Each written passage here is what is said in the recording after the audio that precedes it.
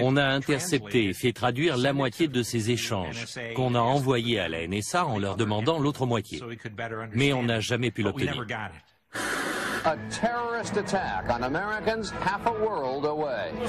Le 7 août 1998, Al-Qaïda fait sauter 2 ambassades américaines en Afrique de l'Est. Bien que la NSA et la CIA aient placé le réseau terroriste sur écoute, elles seront incapables de déjouer ces 2 attentats à la voiture piégée. En fait, on a eu plusieurs rapports de nos agents sur place nous signalant qu'une opération d'Al-Qaïda se préparait quelque part sur les côtes d'Afrique de l'Est.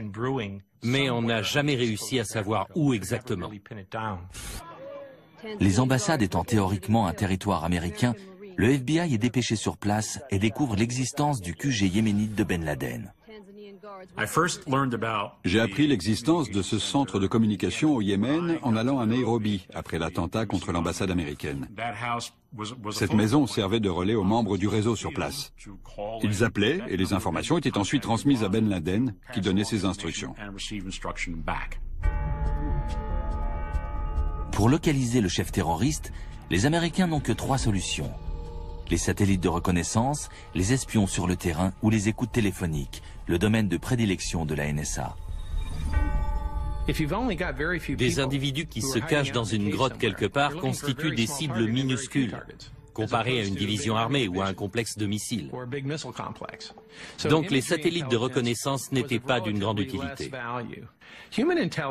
Les espions sur le terrain non plus, car les membres d'un réseau terroriste ont souvent des liens de parenté. Donc il est difficile d'obtenir des informations sur eux. C'est là que la NSA a compris le rôle qu'elle pouvait jouer dans la guerre contre le terrorisme.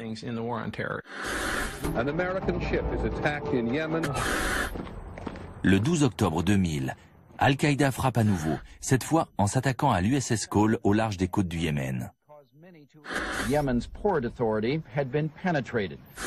Immediately suspect Osama bin Laden. Une fois de plus, les services de renseignement américains n'ont rien vu venir. Frank Blanco, le directeur de la NSA à l'époque, déclarera que son agence en était encore à gérer les déplacements des terroristes avec des technologies issues de la guerre froide. On avait affaire à des cibles très mobiles, utilisant des moyens de communication comme les téléphones portables et les ordinateurs.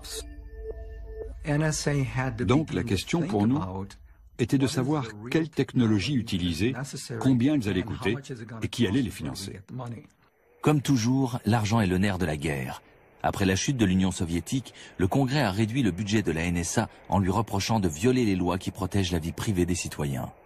C'est une menace pour les citoyens américains. Il n'y a rien qui puisse justifier cela. On ne peut pas laisser le gouvernement américain ni qui que ce soit devenir Big Brother.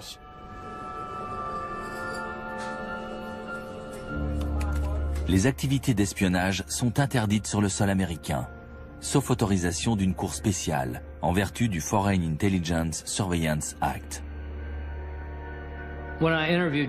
J'ai interviewé le général Hayden, le responsable de la NSA, et à ma grande surprise, il m'a appris qu'il y avait moins de 5 personnes sur écoute aux États-Unis à ce moment-là, contrairement à l'image véhiculée par Hollywood dans des films comme Ennemi d'État. The National Security Agency conducts worldwide surveillance, fax, phones, satellite communication. The only ones in the country, including the military, could possibly have anything like this.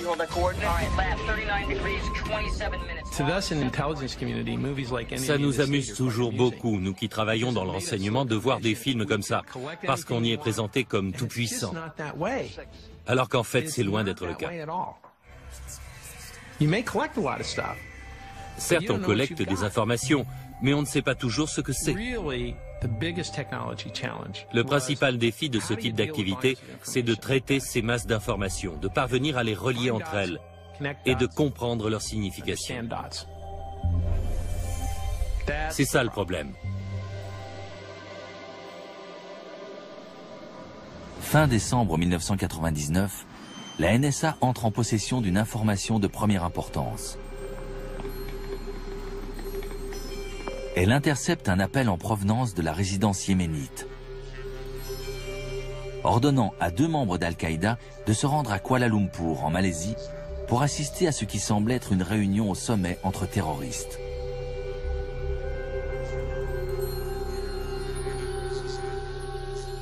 Les deux membres d'Al-Qaïda sont Khalid al-Mihdhar et Nawaf al-Azmi. C'est cet appel téléphonique qui mettra en branle les événements du 11 septembre.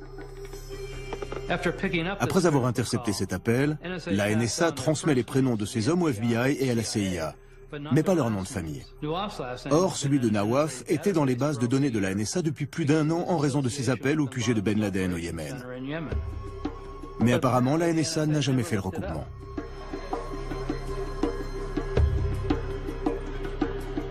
La CIA trouve le nom de Khalid al-Mihdhar dans sa base de données et demande aux agents de sécurité d'un checkpoint de Dubaï de faire une copie de son passeport. Lorsque les analystes de la CIA la reçoivent, ils sont étonnés d'y découvrir un visa en bonne et due forme pour les États-Unis. L'unité Alex Station de la CIA doit alors collaborer avec 2 agents du FBI, Doug Miller et Mark Rossini. Dès que les terroristes sont arrivés à Kuala Lumpur, la CIA a demandé aux services secrets malaisiens de les surveiller et d'en apprendre le maximum sur eux. Ils ont été suivis et photographiés. À ce moment-là, on savait que l'un des deux avait un visa pour les États-Unis. Redoutant qu'un terroriste d'Al-Qaïda n'entre aux États-Unis, les 2 agents du FBI s'apprêtent à prévenir leur agence. Mais un responsable de la CIA s'y oppose. Comme j'étais l'agent avec le plus d'ancienneté, je suis allé voir la personne qui chapeautait les écoutes du QG yéménite et je lui ai dit « Mais qu'est-ce que vous faites ? Il faut prévenir le FBI. Ces hommes sont clairement dangereux et l'un d'entre eux a un visa à entrée multiple pour les États-Unis. Il faut prévenir le FBI. » Elle m'a répondu « Non, cette affaire n'est pas du ressort du FBI, ce n'est pas sa juridiction. » Donc je suis allé voir Doug et je lui ai dit « Mais qu'est-ce qu'on peut faire ? Si j'avais décroché le téléphone pour appeler le FBI, j'aurais enfreint le règlement et j'aurais immédiatement été mis à pied. On m'aurait retiré mes accréditations et j'aurais dû partir. » Le plus étonnant dans toute cette histoire, c'est que la CIA avait des agents du FBI qui travaillaient dans leur unité surveillant Ben Laden. Mais lorsque ces agents ont découvert qu'au moins un des terroristes avait un visa pour les États-Unis, la CIA ne les a pas laissés prévenir le FBI qu'ils risquaient d'entrer dans le pays. Or, seul le FBI était en mesure de donner l'alerte et d'empêcher ces 2 hommes de mettre les pieds aux États-Unis. «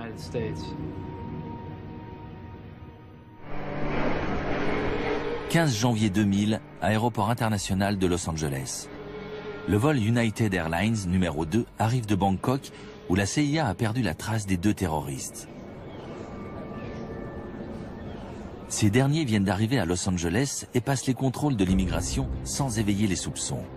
15 jours plus tard, ils s'installent incognito dans la banlieue de San Diego. Le FBI a établi cette chronologie après les attentats du 11 septembre. La chronologie retrace les faits et gestes des pirates de l'air lorsqu'ils étaient aux États-Unis, au vu et au su de tous. Les 2 hommes ont un permis de conduire à leur nom et ils ont ouvert un compte dans une banque locale pour recevoir les virements d'un financier connu d'Al-Qaïda. Leur numéro de téléphone est même dans les pages blanches de l'annuaire de San Diego.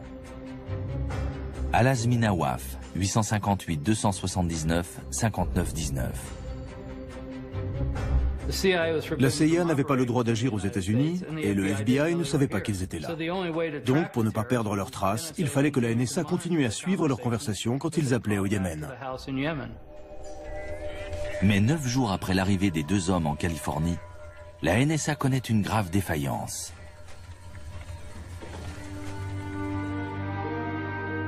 Le 24 janvier 2000, j'ai reçu un coup de fil qui disait « On a un problème ».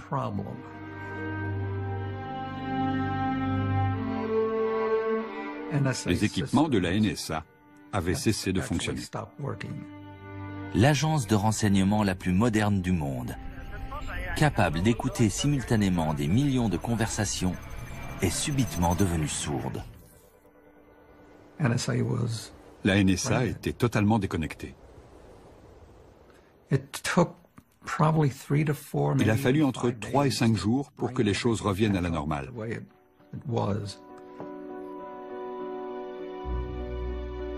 On ne saura jamais si la NSA a manqué des conversations entre terroristes durant ces 5 jours. Mais ce qui est certain, c'est que les deux hommes en ont profité pour s'installer dans leur nouvel environnement.